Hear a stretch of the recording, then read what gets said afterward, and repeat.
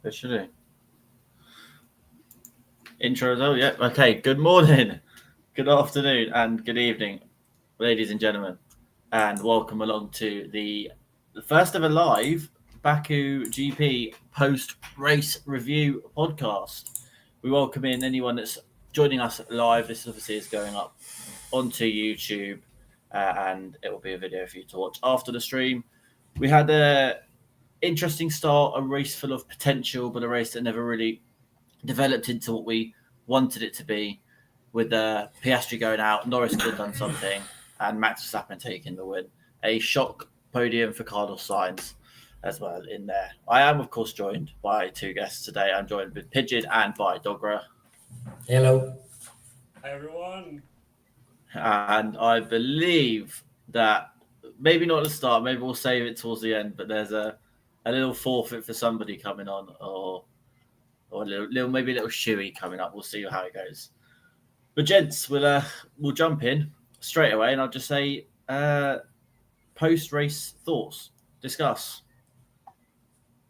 I expected Leclerc to be a bit higher up than he was, honestly. And I expected Piastri to actually finish the race, but that was surprising. I mean, I think he broke his streak of, finishing the races this entire season. I think this was his first DNF the entire race, and Yeah. it's just a shame. But this race also puts back Verstappen into the championship contention, which I feel McLaren is panicking about. So that'd be, worth watching for. It's kind of a weird one because we saw this in Canada as well. Ferrari and McLaren are basically, because when they're not doing well, then all of a sudden Red Bull and Mercedes go to the front. But I did expect more from Ferrari. They did, of course, start a little bit further back, but I would have expected them to come back, at least in the P6 places. Yeah. They didn't. After the safety car, it was race, nothing happened.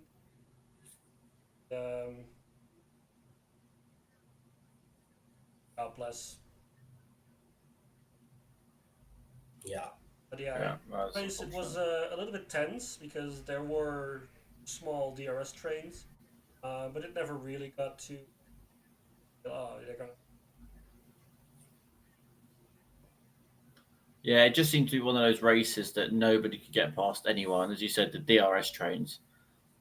It was just you had Lawson, Tsunoda, Norris, Hamilton joined the fight. No one could overtake anyone, and it was a bit of a stagnant race. It all boiled down to who was pitting when, and then Lando had a bad pit stop, and he couldn't really go forward to try and charge. And yeah, the race got a bit boring. It had the potential when Piastri went out, but as soon as the safety car came in, and then nothing else happened after that, it got a bit boring.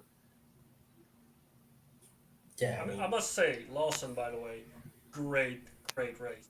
Oh, brilliant! Absolutely brilliant. And Absolutely. in that Racing Bulls only losing 2 places, that's props to him. Especially considering that he started at Red Bull, dropped after 2 races. Now having this result is. Yeah, he done brilliantly in that car. And as well as not just him, I know he started P3, finished P5. Carlos Sainz started P2, finished P3. Basically never That was looked in something. doubt at any point that he was going to get the podium. I mean, what a drive from him. After his struggles this season as well, what a drive. I think the Williams was very strong this entire weekend. I think it was a shame for Albon for getting that 10-second penalty. Otherwise, I think we would have seen some great results from him as well. But yeah, I think they were packing that monstrous wing this time around, and they were just impossible to overtake on the streets. This is the one place you think they'd be able to overtake. It's been a trend this season. Dirty air versus DRS. Dirty air beats out every. Yeah. Okay. And it's in cars that we were promised there wouldn't be that problem, and we've got the exact same thing. Yeah. Anyone Crashing. coming into a wall, turn 1. First off, he fails to start properly, jumps to start, then drops back to 20, overtakes a few cars, and then crashes into a wall.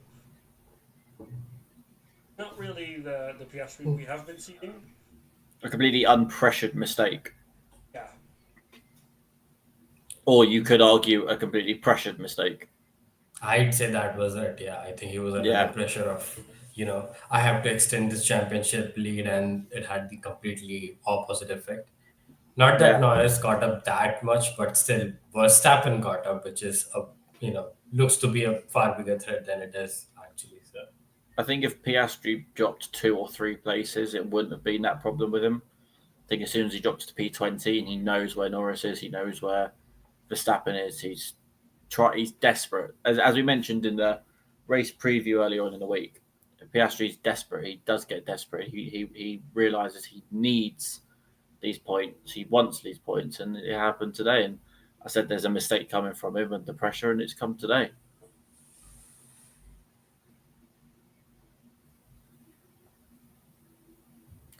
But that does open up the championship. Norris obviously closes by, 6 points? Yeah. In P7. So he's brought the championship lead down to 25 points. Back to within 1 race winners. If any. Yeah. Piastri it's 0 point difference. Yeah, that'll be interesting. And then not to mention as well, you've got another 69 points back to Max Verstappen, who is very much in it. I think, who was it, Dogger said or something, that there now needs to be no McLaren DNFs and Max can still win the championship. First of all, nice. Nice. That's what I was stuck on for the. Second of all, I saw it on a tweet from Daniel Valente. So you mentioned already did the calculations, the permutations, every kind of math you can possibly think of. Verstappen wins everything, and Piastri and Norris can both have P3, P2 finishes. They don't in order the entire season, but they can definitely. It is possible. I'm not saying it's possible, but we'll only have to see. 5 is turning out to be very interesting. I also think that Kieran has become very camera shy all of a sudden. Oh, was that? This is what happens when you go live. Right, well, technical difficulties. We'll get this restarted. But yeah, you've like you said, 2025, very unpredictable. No idea what's going to happen next, kind of thing. And you've got now a 3-way fight for the title. You've got Piastri, who made a mistake today. You can see it happening again. You've got Norris, who's made mistakes in the past, maybe can't handle the pressure. And now you've got Verstappen, who is a 4-time world champion, knows exactly how to win races, and is looking like he's going to be able to do it again. It'd be funny if Verstappen takes the championship from here on, And we're back. It'll be. I don't know how much of a blow it will be to McLaren, but if Verstappen wins the championship from this point on, oh boy. We've been saying it for quite a few races. McLaren, they don't have their matters in order. Gigantic orders, the way they are operating, and they say that it's there is an argument for that. We also like to see hard racing, and maybe we'll get it this way. Forms any sort of threat, either drivers for the they're gonna have to take the gloves off. You cannot afford to lose this year. You still have Ferrari, If you're a worse fool than Ferrari, you've had a bad time of it. What about But- Ferrari fans, though? Well, you're the fool of fastest pit stop, so that explains that one. Fair. Yeah, I think, like I said, it's not unlikely that Piastri will DNF again. He done it today. The math, you look at the math, Piastri DNFs, even if Norris wins, it goes to 0 points, their gap. If Max comes second at that point, the gap then is 51 points for the two McLarens to Max. And all of a sudden, with I think it'll be 6 races, if that happens in Singapore, you're instantly looking at a 3-way fight for the championship. And even as a McLaren fan, if you couldn't tell, it's kind of, it would be one of the funniest things if Max comes off and wins this championship in the manner that he has, down to, if you look at all of the McLaren problems as well, they've literally brought it upon themselves.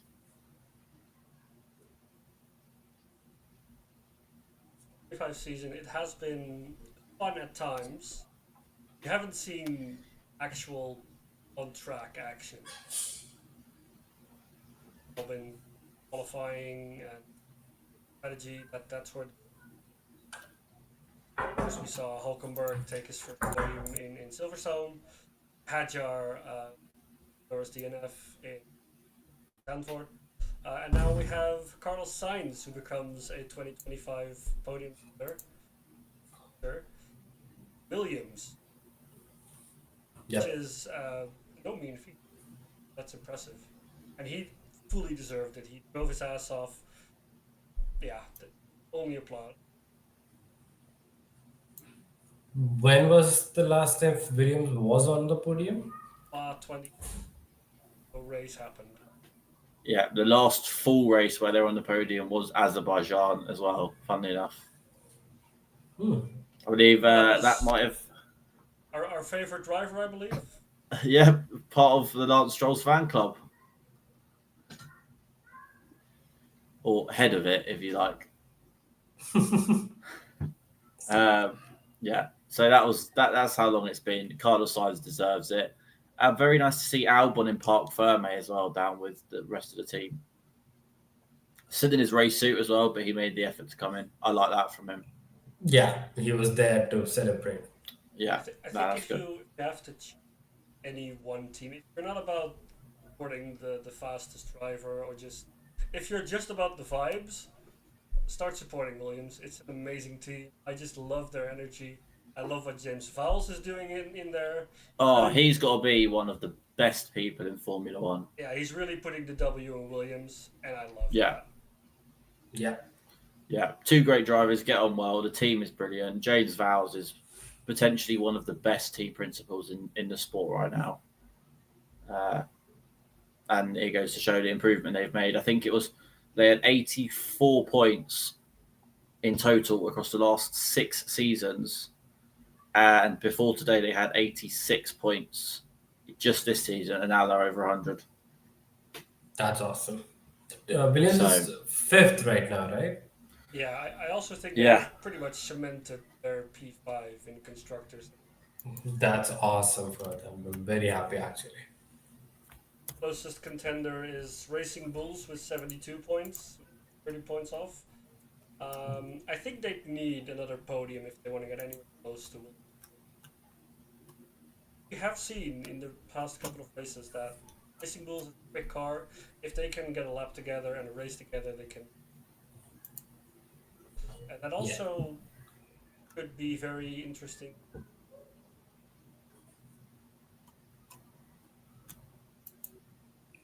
I mean, I think that's a whole different topic altogether if we talk about the Red Bull seat next year. But it will most likely be Hadjar. Although I don't want it to be Hadjar. Poor guy. Yeah, you never thought you'd see the day where you're saying poor guy to the driver who's about to be promoted to a team that's won multiple Constructors' Championships. I mean, it just tells you the state, right? I think Verstappen is there because well, he's Verstappen. He, he can pull off stuff that most other drivers can't, and then you have the entire Red Bull team. Yeah. One heck of a season. It has. Far. I mean, after Been quite fun. Hungary, I believe, Verstappen said, "I'm not gonna win another race." Then P2 in Zandvoort, then he wins back-to-back races. One of them with largest margin in Monza, and then a Grand Slam in Baku. I believe I made the comment that he was going to be quick in Baku as well, and everybody laughed at me. Well, I was on the Ferrari train. I know what madness. Now you know. I'll basically, now you know. I'll blame Jazz for that because she's not here. So, Jazz, if you're watching, it's your fault for laughing at me. That's why he's won. I'll just let that one sit.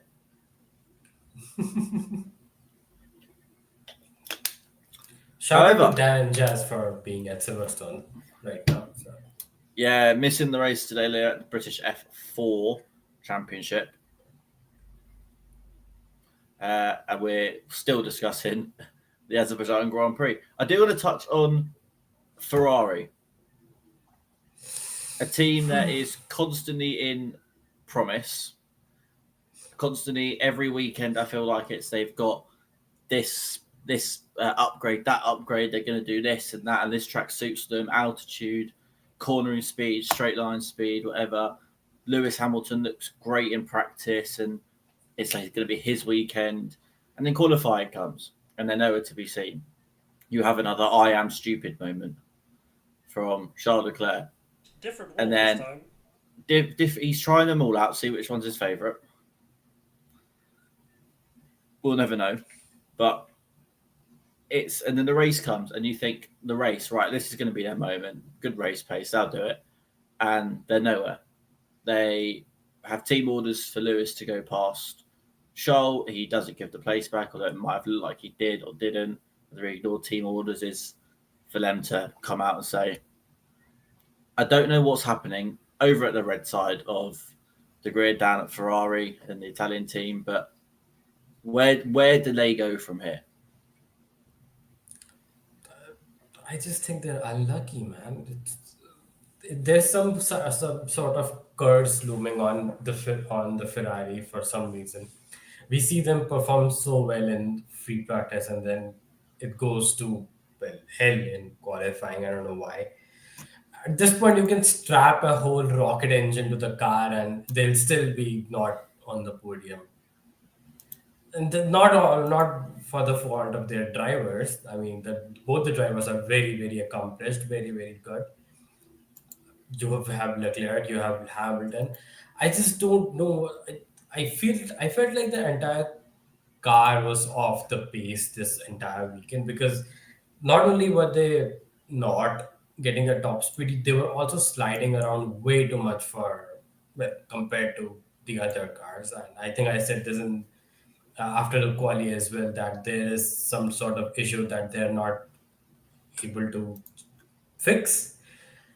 But all that sliding, we saw Hamilton lose out second and a half, and due to one of his lockups or one of his slides, and I just feel like this ain't it. This is not the Ferrari. Ferrari hasn't been the Ferrari for a while now, and it just saddens me. Hasn't been. There has been able to get on the podium rather regularly. Something about that car, that team this season, where they're lucky to the constructors fight for, which now Red Bull has officially rejoined as well. Yeah. Never the race result there, well, Hamilton on the podium, maybe even the Leclerc race win. For Yeah.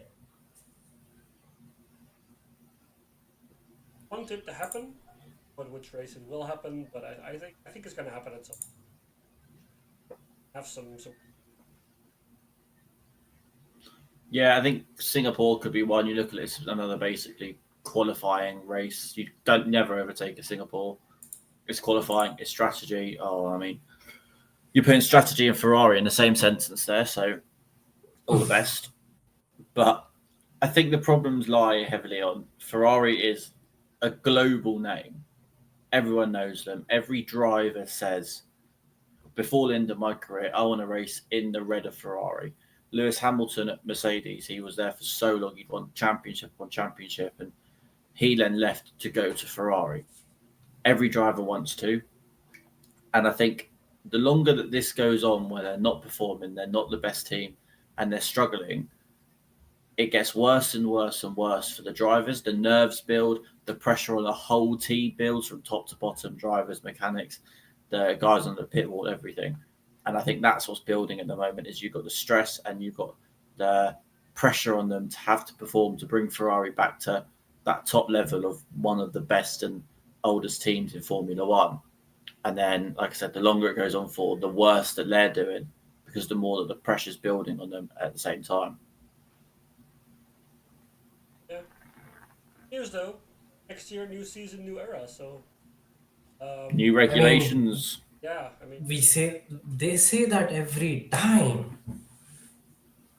yeah, but keep in mind the last regulation change, Mercedes go from top dogs to midfield, so you could see something brewing, and Ferrari was top of the field at the start of 2020. I mean, Yeah. They really another fun nailed that season. one. They just had some bad luck and Verstappen to contend with. Yeah. I do believe that for racing purposes, my favorites. You saw Leclerc and Verstappen go at it lap by lap. And They were very like cleanly. There were lead changes every other lap, which is great to see. I mean, that's the kind of racing we want to see in F1, right? Yeah. Yeah. We want side by side. We want battles on track. We don't want any of this whole hold them up, dirty air, stop them from overtaking. Yeah. Because you're basically just driving barricade. Lawson was Yeah. able to drive in that spot for the entire race. Lando couldn't get past, Norris couldn't get past, Leclerc couldn't get past, Hamilton couldn't get past. They're all just driving slow lap times because they could not go faster. And then when the team came to overtake, they pace. Yeah. And it's weird that you say that because you've got such a long straight where you should just be building, DRS past them, blitz them, and you're done.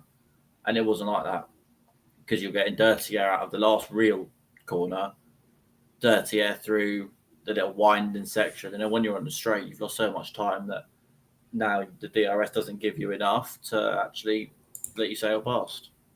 Yeah. Actually surprised that they kept the DRS zone. I'm gonna say short. I do believe longer one. It is Longest on the calendar. Yeah, no, I mean I'm talking about the DRS zone just now. Yeah, I think that DRS zone is the longest on the calendar. Yeah, but it could be much longer.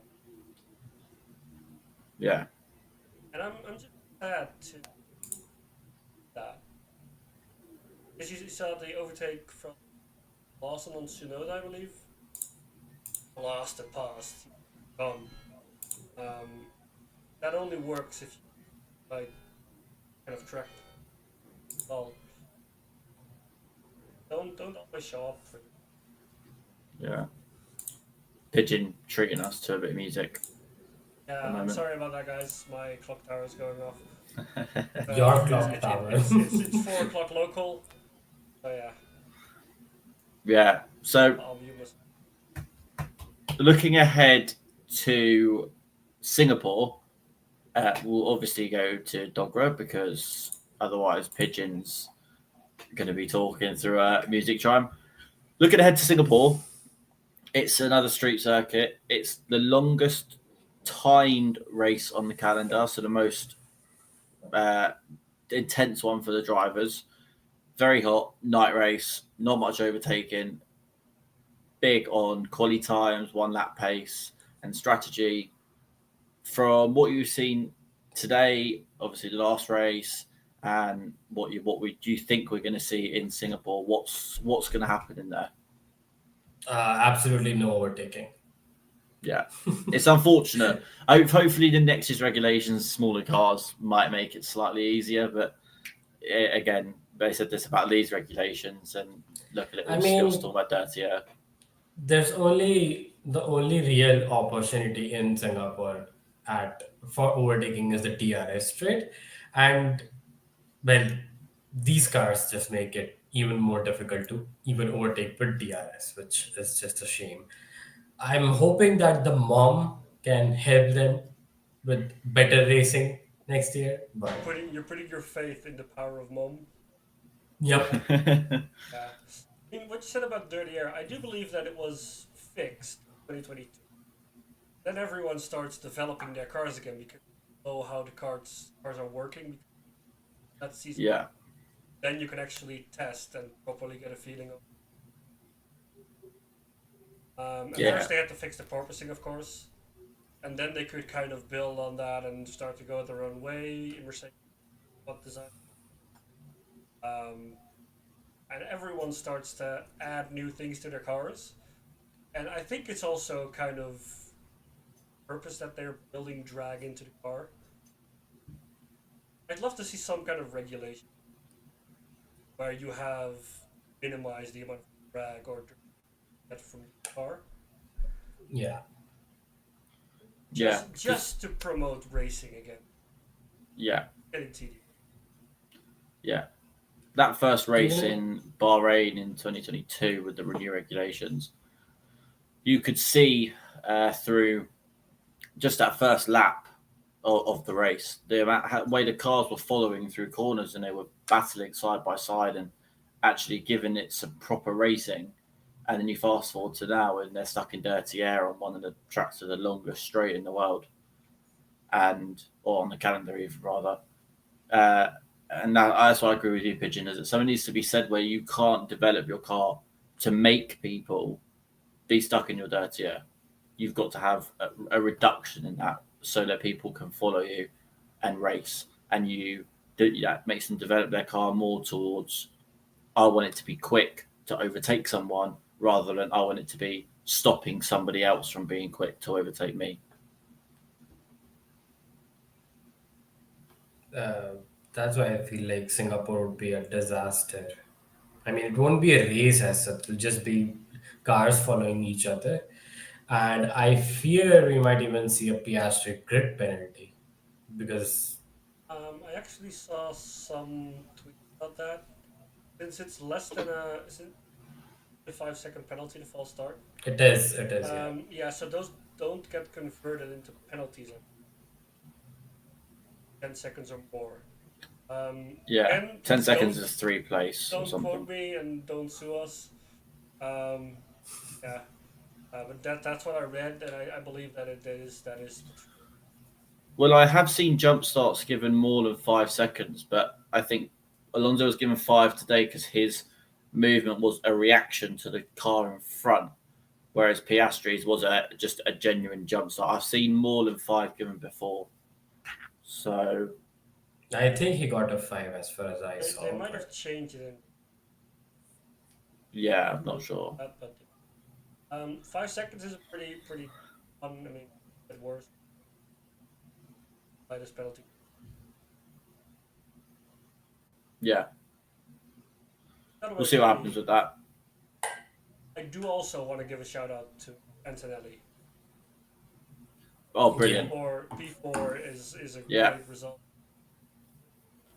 Also, that move on Russell, the defending. Nice to see that he does really fight for his position, even if it's his teammate behind. I mean, Russell wasn't happy with that, but I didn't see anything wrong with that personally. I thought he was absolutely fine. It was within his rights to defend. It was Russell on the outside. It's one of those things that happens. I think it was more salty, but Yeah, I think so. 3 seconds after. But yeah, that's a great race from him. he delivered well. I think if Russell hadn't jumped Sainz to Pete, I think we could have seen Antonelli. But Yeah. Russell also just drove amazing. He had the right strategy, and he delivered. Even being him. Yeah. I did have a doubt about this race though. Weren't we going to see Ocon get disqualified from the race for that rear wing issue? So he was disqualified and excluded from qualifying. Then you Okay. have to request to the FIA to start the race. Since he had participated in P3 and FP2, he had proven that he is quick enough and start the race. Okay. That's how it works. I would have hated to see Yeah. a botched set. It was basically what Hamilton had in 2021. Yeah. No, it was yeah. Yeah, that's all I've got on that one. I mean, I think we're all excited to see Singapore back, but there's also that certainty of the race not being a race. I think the nerviness for fans now is you've got 7 races. How many of those races are just going to be good starts, interesting first couple of laps, and then you sit there and you go, oh, it's all on strategy now, and you get to 40 laps out of 55 or 60 laps, and then you say, right, nothing's going to happen now, it's just going to die out. You've either got a DRS train, dirty air, no one can overtake, or everyone's 5 seconds from each other and not gaining or losing. Yeah. I think that's the problem for fans now, is that they're worried this championship fight is just going to fizzle out into nothingness because it's all on who's going to get the best qualifying, and that's pretty much it. Yeah. And the fact that McLaren. What was weird for me was that we brought the softest tires, C6, 5, and C4. We still had a one-stop race, which was easily done on the hards and mediums. And even, qualifying was amazing with those medium tires. Yeah. Just because of the different strategies and that stuff, which is great. And then you go to the race, and everyone is on the same darn strategy. Ocon pitted under the safety car from hards to mediums and then back to the same set of hards and went to the end. Yeah, he pitted hards to mediums, done a lap onto the same set of hards he started the race on, and then went to the end of that set. It just lasted him because there was no deg. The track temperature had cooled massively, so there was absolutely no deg on the tyres, and everyone's just doing the one stop and just sending them through. Norris was on mediums until lap 41 or something stupid. A medium set, the one of the middle tyre, and it lasted longer than some people's hards. It's ridiculous. Pirelli, I know you're listening. We need a C7. Even softer. Just get rid of the C whatever and bring back ultra soft, hyper soft, super soft, soft, medium, hard,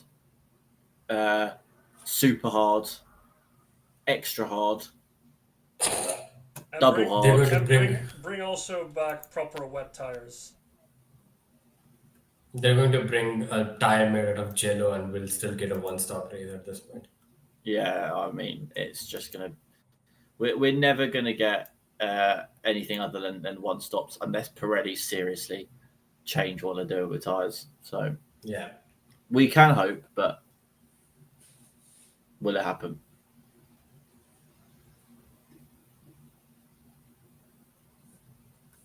That's my point. Yeah. I am going to segue that into, we'll have to see, to at 39 minutes of the podcast, I want to see somebody do a shoey. Bet you do. So, like we said yesterday, we have a new system going. We all have put in our season predictions per race. and my requirement for doing a shoey was that anytime Verstappen wins, I will do a shoey, which might get me to do a shoey every race. Was it 7 races, 3 sprints, 10 shoeies to come? Yep. Which sprint races too? I don't think Yep. that was the thing, but okay. A win's a win, man. Yeah, win's a win. It counts. Everything counts. I mean, fair enough. I mean, you might even have to do a shoey if he wins in GT3. No. Hey, a win's a win. A win's a win. I have a shoe with beer in it, and I'm gonna do a shoey. Yeah! And now I ruined the What beer brand shoe. of beer was it? I'll be buying. Well, If I don't want to have a copyright strike or anything. It's Dutch beer. Alright. Yeah. I think we know the one. I don't. Not sponsored by F1.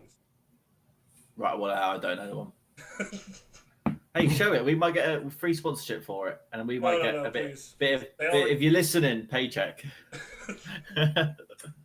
Every executive in the world is watching us, because that's how important we. Yeah, I mean, Yeah. we established at the last round that who was it? We established was watching us.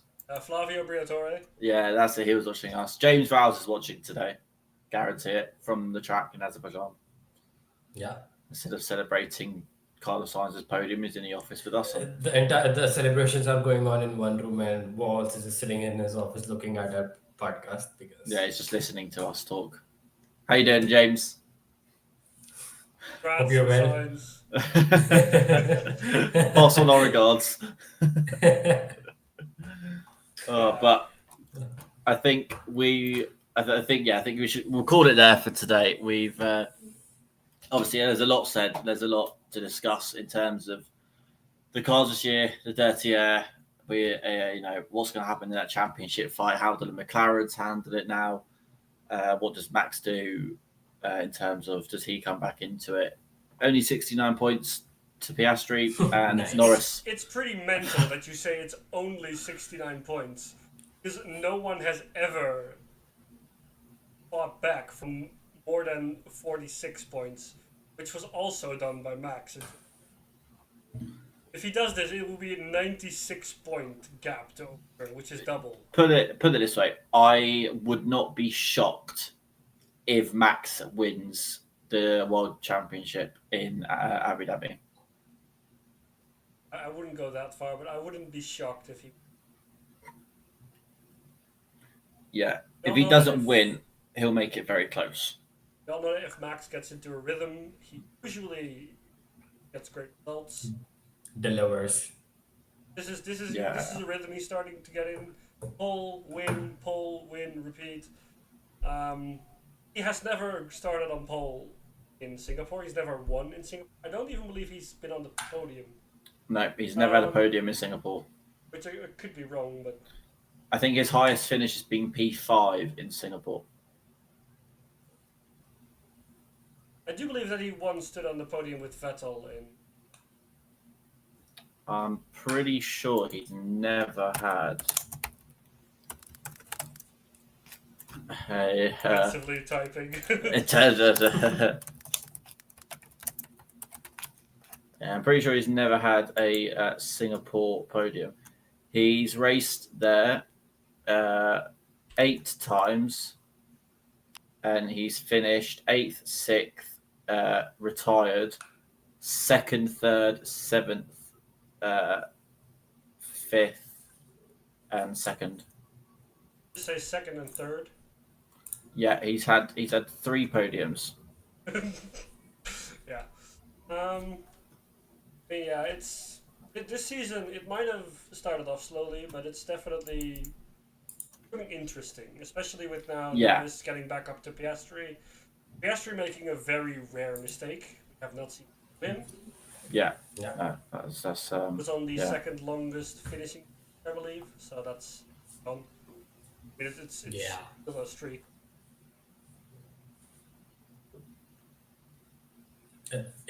He can begin a new one from tomorrow. Sorry, from the next week. So We have a week off now, so we'll get some podcast over to you again. in the coming week. Maybe even some more live streams, I believe.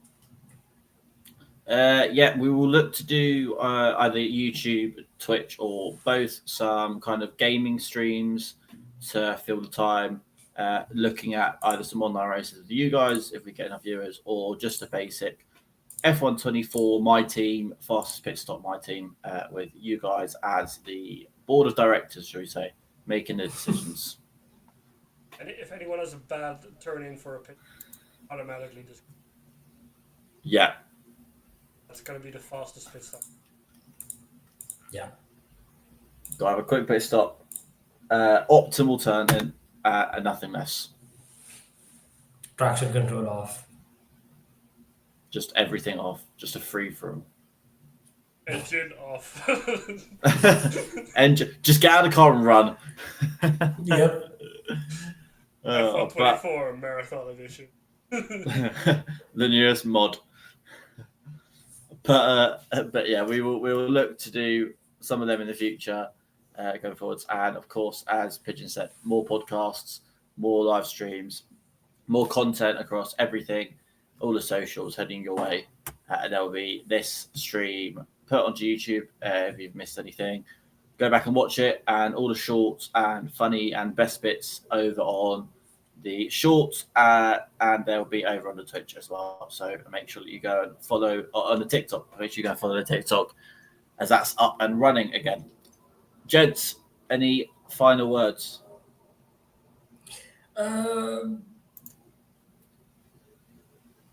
None from my side. Well, I would say everyone have a good afternoon, evening, or morning. Could be night as well. I mean, good night also, yeah.